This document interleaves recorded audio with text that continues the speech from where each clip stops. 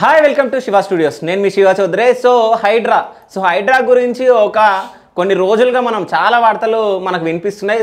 రీసెంట్గా అంటే నిన్నగాక మొన్న మన మాదాపూర్లోనే చాలామంది అంటే పేదలు చాలామంది కట్టుకున్న ఇళ్లను కూల్చేస్తున్నారని చెప్పేసి కిరోసిన్ పోసుకోవడం ఇదంతా చేయడం జరిగింది. దాని తర్వాత సీఎం రేవంత్ రెడ్డి గారు అంటే పాత కట్టుకున్న ఇల్లు ఉండని కొత్త వివరణ వేస్తే వాళ్ళకి పర్మిషన్స్ ఇవ్వద్దు, వాళ్ళపైన మనం చర్యలు తీసుకుందామని చెప్పేసి చెప్పడం జరిగింది. అంటే ఇది పేదలు ఇట్లా చేస్తున్నందుకు రేవంత్ రెడ్డి గారు మాట చేంజ్ చేశారా, లేకుంటే పెద్ద పెద్ద బడాబాబులను కాపాడదామని చెప్పి చేంజ్ చేశారా మనకు తెలియదు. బట్ ఈ హైడ్రా విషయాల గురించి మాట్లాడడానికి మనతో పాటు అనలిస్ట్ రామ్ గారు ఉన్నారు. నమస్తే అన్న. నమస్తే, ఎలా ఉన్నారన్న? ఈ హైడ్రా కథ ఒక 20-30 రోజుల నుంచి బాగా రన్ అవుతుంది.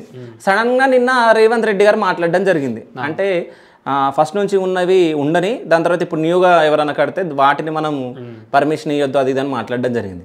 అదొక విషయం. ఇప్పటివరకు కూల్చిన స్థలాలకు మళ్ళీ ఇల్లు కట్టిస్తారా? ఇదొక విషయం. దీనిపైన ఏం మాట్లాడతారు? కూల్చిన వాటికి ఇల్లు కట్టిస్తారంటే అట్లాంటిది ఏం జరగవు. బికాజ్ ఎందుకంటే కట్టేవాడైతే ఎందుకు కూలుస్తాడు? అది అక్కడ ఉండకూడదనే వాటిని కూల్చింది. అలాంటప్పుడు మళ్ళీ కడతాడు అనే టాపికే అనవసరం నాకు తెలిసి. ఇంకొకటి అంటే రీసెంట్గా వాళ్ళు చెప్పిన దాని ప్రకారం ఏంటంటే ఆల్రెడీ ఎప్పుడో కన్స్ట్రక్షన్ అయిపోయి ఉంటున్న వాళ్ళ జోలికి రాము, కొత్త ఎవరైతే కడుతున్నారో, ఎవరైతే ఆల్రెడీ కన్స్ట్రక్షన్ స్టేజ్లో ఉన్నాయో వాటిని మాత్రం ఖచ్చితంగా పడగొడతామని చెప్పడం అయితే జరుగుతుంది. అసలు ఫస్ట్ ఆఫ్ ఆల్ ఒక హైడ్రా అనేది డెఫినెట్గా చాలా మంచి ఆలోచన. ఎందుకంటే ఇప్పుడు హైదరాబాద్లో దాదాపు ఒక 10,000 చెరువులు ఉండాలి. ఇవన్నీ గత 50-60 ఏళ్ళ నుంచి అక్కడక్కడ ఆక్రమణ చేసి ఎక్కడికక్కడ దోచేశారు. దానివల్ల దాని పర్యవసనం ఏం జరుగుతుంది? ఈరోజు చిన్న వాన వచ్చినా పెద్ద వాన వచ్చినా ఆ చెరువుల్లోకి పోవాల్సిన నీళ్లు అవి పోయే దారి లేక లోతట్టు ప్రాంతాలు ఏదైతే ఉందో వచ్చి మొత్తం కిందున్న వాళ్ళందరూ చాలా ఇబ్బందులు పడుతున్నారు. అది మాత్రం వాస్తవం. కానీ 100% రేవంత్ రెడ్డిని ఈ విషయంలో మెచ్చుకోవాలి. ఎందుకంటే ఎవ్వరు తీసుకునే సాహసోపేతమైన నిర్ణయం ఇది. ఎందుకంటే ఇక్కడ చూస్తే మీకు ఏమవుతుందంటే అన్నీ పడగొట్టుకుంటూ పోతే వ్యతిరేకం అవుతుందని అనుకుంటారు తప్ప, కానీ ఇది ఎవరైతే నష్టపోతున్నారో వాళ్ళకు మాత్రమే వ్యతిరేకం అవుతుంది. కానీ మిగతా వాళ్ళందరికీ కూడా అతనికి జనాల నుంచి సపోర్ట్ లభిస్తుంది. అయితే రీసెంట్గా వాళ్ళు చెప్పింది ఏంది? మేము కొత్తవి మాత్రమే పడగొడతాం, పాతే పడగొట్టమని ఒకటి తీసుకొచ్చారు.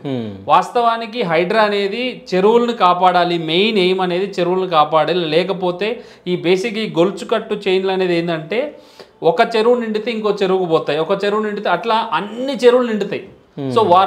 వర్షాలు లేనప్పుడు, వాటర్ లేనప్పుడు ఈ చెరువుల నుంచి ఆ వాటర్ యూటిలైజ్ చేసుకోవచ్చు. అలాంటప్పుడు ఏంటంటే హైదరాబాద్కి వాటర్ సమస్య లేకుండా ఉంటుంది. ఇది వన్ థింగ్. కాకపోతే ఈ చెరువులన్నీ మింగేయడం వల్ల ఏమైపోయింది? ఆ వాటర్ అంతా వృధాకి వెళ్ళిపోవడం, మూసీ నదిలోకి వెళ్ళిపోయి అది కిందికి వెళ్ళిపోవడం వల్ల ఏమవుతుందంటే ఇక్కడ వాటర్ సమస్య అనేది ఒకటి ఏర్పడుతుంది. అట్ ద సేమ్ టైం వర్షం వచ్చినప్పుడు నగరం మునిగిపోతుంది. ఎందుకంటే మనం ఇంటర్నేషనల్ స్థాయిలో సిటీ ఏర్పడిన తర్వాత ఈ విధంగా అది మునిగిపోవడం ఇట్లాంటివి జరుగుతుంటే డెఫినెట్గా హైదరాబాద్ స్టేచర్ అనేది కొంచెం తగ్గుతుంది. వీటిని అరికట్టడానికి డెఫినెట్గా హైడ్రా తీసుకున్నది చాలా మంచి నిర్ణయం. అందులో ఇంకో విషయం ఏంటంటే ఇప్పుడు ఎంతని కబ్జా చేస్తారు, ఎన్ని రోజులని చేస్తారు చెరువులన్నీ అయిపోతాయి. అప్పుడు పరిస్థితి ఏంది? ఇప్పుడు చెరువు పూర్తిగా నిండిపోతుంది. అప్పుడు ఏమైపోతుంది? నీకు అర్ధగంట వర్షం పడ్డా కూడా లోతట్టు ప్రాంతాలు మొత్తం మునిగిపోతాయి. ఈ ఎవరైతే ఆక్రమించారో, ఎవరైతే అన్యాయంగా దాన్ని దోచుకున్నారో వాళ్ళందరూ బాగానే ఉంటారు. కానీ ఏ అన్యం పుణ్యం ఎరగని ఈ లోతట్టు ప్రాంత ప్రజలు ఎవరైతే ఉన్నారో 100% వాళ్ళందరికీ అన్యాయం జరుగుతున్నట్టే కదా. వాళ్ళ పరిస్థితి ఏంటి? వాళ్ళు ఎక్కడికి పోగలుగుతారు? మీరంటే అపార్ట్మెంట్స్లో ఉంటారు, ఎక్కడో 3rd ఫ్లోర్ 4th ఫ్లోర్లో ఎక్కడో ఉంటారు, మీకు ఏ ప్రాబ్లం లేదు. కానీ ఎక్కడైతే ఇండిపెండెంట్ హౌస్లు ఉంటాయో, లోతట్టు ప్రాంతాలు ఉంటాయో అవన్నీ మునిగిపోతున్నాయి కదా. వాళ్ళకి ఎవరు? ఇవన్నీ ఆలోచనలో పెట్టుకొని హైడ్రా అనేది ఏర్పాటు చేయడం జరిగింది. అట్ ద సేమ్ టైం వీటన్నిటిని కూల్చడం అనేది నిజంగా శుభపరిణామం. ఎందుకంటే మీకు ఏమవుతుందంటే ఇప్పుడు చాలామంది చెప్తున్నారు ఒకటి ఏంటంటే, సరే ఇది అక్రమమే, గవర్నమెంట్ నుంచి పర్మిషన్ ఎట్లా వచ్చింది? మాకు పర్మిషన్ వచ్చింది, అన్ని లోన్స్ వస్తున్నాయి, LRS వచ్చింది, మాకు అన్ని డాక్యుమెంట్స్ కరెక్ట్ ఉంటేనే కదా బ్యాంక్ లోన్ వస్తుంది. ఇవన్నీ ఎట్లా వచ్చినాయి? ఇది అక్రమం అయితే ఎట్లా వచ్చినాయి అంటే అది అధికారులను శిక్షించాలి. ఎవడైతే వాడికి పర్మిషన్ ఇచ్చిండో, ఎవడైతే దానికి LRS ఇచ్చిండో, ఎవడైతే దానికి వెనకాల లక్షల లంచం తీసుకొని పర్మిషన్ ఇచ్చిరో వాళ్ళని గట్టిగా శిక్షించాలి. వాళ్ళని ఒక సంవత్సరం 2 సంవత్సరాలు జైలుకు పంపిస్తే నెక్స్ట్ ఇచ్చే అధికారి ఎవడైతే ఉంటాడో వాడు దాని జోలికి పోడు. కానీ నిజం చెప్పాలంటే బీఆర్ఎస్ గవర్నమెంట్కి ముందు కాంగ్రెస్ గవర్నమెంట్ ఉన్నాయి, కాంగ్రెస్ గవర్నమెంట్లోనే ఇవన్నీ జరిగినాయి అని చెప్పేసి చాలా మంది మాట్లాడుతున్నారు కాదా? ఇది ఒక నిరంతర ప్రక్రియ. కాంగ్రెస్ గవర్నమెంట్ లో జరిగిందా బీఆర్ఎస్ గవర్నమెంట్ లో జరిగిందా అనేది కాదు. ఎందుకు అంటే ఈ 10,000 చెరువులు ఏదైతే ఉన్నాయో అది ఒక్క ఈ 10 సంవత్సరాల్లోనూ అంతకు ముందు 10 సంవత్సరాల్లోనూ జరిగింది కాదు. ఎప్పటికప్పుడు దాన్ని మెల్లమెల్లగా పూడ్చుకుంటూ వస్తున్నారు. ఒక గవర్నమెంట్నే మనం నిందించడం కరెక్ట్ కాదు. కాకపోతే మనం చూసుకున్నట్లయితే ఇప్పుడు ఏదైతే అక్రమంగా నిర్మించిన కట్టడాలు ఉన్నాయో మీరు చూస్తే అవన్నీ కూడా గత 10 ఏళ్లలో నిర్మించినాయి. ఎక్కువ శాతం విల్లాస్ కానీ ఎక్కువ శాతం వెంచర్లు కానీ ఇవన్నీ గత 10 సంవత్సరాలు వేసినాయి. సో కాబట్టి ఏంటంటే గత 10 సంవత్సరాల్లో ఎక్కువ ఆక్రమణ జరిగిందనేది ఒక ఆరోపణ. సో ఎందుకంటే మీరు చూస్తే ఇప్పుడు పడగొట్టే కూడా ఆల్మోస్ట్ అన్ని కొత్త బిల్డింగ్సే పడగొడుతున్నారు. గత 4-5 ఏళ్లలో కన్స్ట్రక్షన్ జరిగినాయి కావచ్చు, లాస్ట్ ఇయర్లో మొదలుపెట్టినాయి కావచ్చు, కొత్తగా వెంచర్లు వేసి అమ్ముతున్నారు. చాలా చోట్ల మీరు హైదరాబాద్లో చూస్తే చెరువులు సగం మట్టితో మూసేసి ఇప్పుడు మీరు ఎందుకు 2014లో ఎన్కన్వెన్షన్ కూల్చమని ఇచ్చింది, హైకోర్టే ఆర్డర్ ఇచ్చింది. 10 సంవత్సరాలు కేసీఆర్ గవర్నమెంట్ ఉంది, మరి ఎందుకు కూలగొట్టలేదు? దాని వెనకాల ఉన్న ఆంతర్యం ఏంటి? వాళ్ళకి ఏదో ఫ్రెండ్షిప్ ఉన్నట్టే కదా. సో కాబట్టి దాని జోలికి ఎవరు పోలే. సరే, ఇప్పుడు వాళ్ళకి ఫ్రెండ్షిప్ ఉండే అని చెప్పేసి మీరు అంటున్నారు కదా. సో హైడ్రా వచ్చిన తర్వాత గండిపేట చెరువు దగ్గర ఒక విల్లా కట్టుకోవడం జరిగింది. అంటే ఇప్పుడు కాంగ్రెస్ లోనే ఉన్నారు వాళ్ళు. సో దాని దగ్గరికి వెళ్ళి కూల్చలేరు ఎందుకు? డెఫినెట్ గా దట్స్ వాట్ ఈ రోజు రేవంత్ రెడ్డి నిజాయితీ నిరూపించుకోవడానికి ఇది డెఫినెట్ గా ఉపయోగపడుతుంది. ఇప్పుడు గడ్డిపేట కానీ ఉస్మాన్ సాగర్ కానీ ఎక్కడ అక్రమంగా ఉన్నా కూడా వాటిని తొలగించాల్సిందే. 20 రోజుల నుంచి తెలుసు కదా, కూల్చలేరు ఎందుకు? 100%. అంటే ఇదొక process.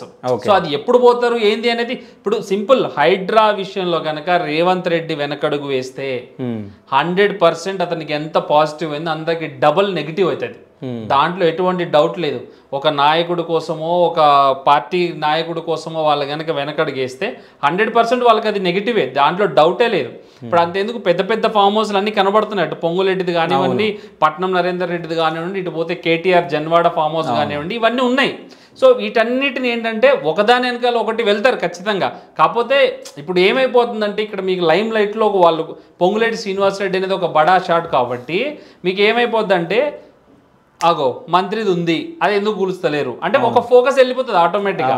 So it all takes time. అది నిజంగా కనుక FTL లో ఉంటే కూల్చేస్తుంది ఎవరైతే. మంత్రిది అయితే టైం అంటే ఇట్స్ టేక్ టైం అని అంటున్నారు, అంటే టైం పడుతుంది అని చెప్తున్నారు మీరు. మంత్రిది అయితే అదే పేదోళ్ళది అయితే ఇప్పుడు మాదాపూర్లో జరిగింది. సో వాళ్ళు కిరోసిన్ పోసుకొని వాళ్ళు చనిపోతామని చెప్పేసి ఎట్లున్నారు అంటే వాళ్ళు పేదలు కాబట్టి వాళ్ళపైన తొందరగా చర్యలు తీసుకుంటారా? ఇక్కడ ఏమవుతుందంటే డెఫినెట్గా ఎవరైతే పార్టీలో ఉన్నా కానీ ప్రభుత్వంలో ఉన్న పెద్దల మీద డెఫినెట్గా కొంత డిలే జరుగుతుంది. దాంట్లో ఎవ్వడు అవునన్నా కాదన్నా అది ఒప్పుకోవాల్సిన విషయం. 100% డిలే జరుగుతుంది అక్కడ, there is no doubt.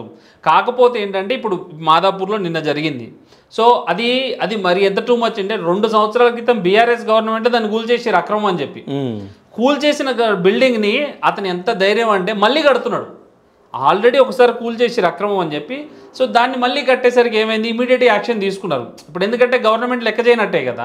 So ఆ విధంగా జరుగుతుంది. బట్ ఏదేమైనా సరే డెఫినెట్గా హైడ్రా అనేది ఇప్పుడు మనం మెయిన్గా తీసుకుంటే అందరికి ఒకలాగే తీసుకోవాలి యాక్షన్ అనేది, లేదంటే అసలు తీసుకోవద్దు.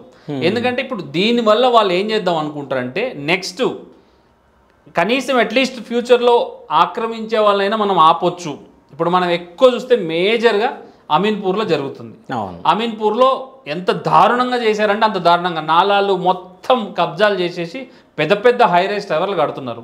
సో అది ఎంత టూ మచ్ అంటే ఇప్పుడు డైరెక్ట్ చెరువునే తీసేసి అక్కడి నుంచి. సో అట్లాంటివి అయిపోతే ఒక్కొక్కటి కట్టుకుంటూ వస్తే ఇంకా చెరువు అనేది కనబడదు భవిష్యత్తులో. అలాంటప్పుడు ఏమైపోద్ది, ఇంకా మొత్తం సిటీ అంతా మునిగిపోతుంది. సో ఆ పరిస్థితులు రాకుండా ఉండాలంటే డెఫినెట్గా హైడ్రా తీసుకునే నిర్ణయం కరెక్టే. కాకపోతే దాని విధి విధానాలు అనేది ఎలా ఉంటుంది అనేది ఇంకా కొంచెం కొలికి రావాల్సిన అంశం. సో ఎందుకంటే ఇప్పుడు మీరు అన్నారు, సో ఇప్పుడు వాళ్ళు ఉన్నాయి కదా, వాళ్ళ విల్లాస్ ఉన్నాయి కదా, వాళ్ళ మంత్రులే ఉన్నాయి, వాళ్ళ నాయకులే ఉన్నాయి అని డెఫినెట్గా ఉన్నాయి. అలాంటప్పుడు ఏం చేయాలి, ఫస్ట్ 2-3 వాళ్ళే కొట్టేసేయాలి. ఫస్ట్ వాళ్ళ నాయకులే కొడితే ఏమవుతుందంటే జనాల్లో ఒక నమ్మకం వస్తుంది, అరే వాళ్ళ నాయకులే కొట్టేసిర్రు. ఇప్పుడు మీరంతెందుకు దుర్గం చెరువులో ఒక లేఅవుట్ ఉంది, సీఎం రేవంత్ రెడ్డి సొంత అన్నకే నోటీస్ ఇచ్చారు. 15 రోజుల్లో మీరు తీయకపోతే మేమే తీసేస్తాం, కూలగొట్టేస్తాం అని చెప్పి. సో ఇట్లాంటి జరిగినప్పుడు ఏమైందంటే జనాలకు ఒక నమ్మకం పెరుగుతుంది, అరే సీఎం అన్నదే ఇల్లు కొట్టేస్తున్నాడంటే. సో లేదు నోటీస్ ఇచ్చిరు, దట్స్ వాట్, నోటీస్ ఇచ్చిరు. వేరే వాళ్ళకి ఎవరికి నోటీస్ ఇవ్వలే, మళ్ళీ ఆ సొసైటీ మొత్తానికి నోటీస్ ఇచ్చి 250 విల్లాస్ ఉన్నాయి అందులో, వాళ్ళందరికీ నోటీసులు ఇచ్చిరు. నోటీస్ ఇచ్చి మీరు ఖాళీ చేయాలి, 100% ఇది కొట్టేస్తాం అన్నారు, కానీ ఇంకా కొట్టలేదు. డెఫినెట్గా అది కనుక జరిగితే డెఫినెట్గా ప్రజల్లో విశ్వాసం పెరుగుతుంది. So thank you so much అన్న, థ్యాంక్ యూ.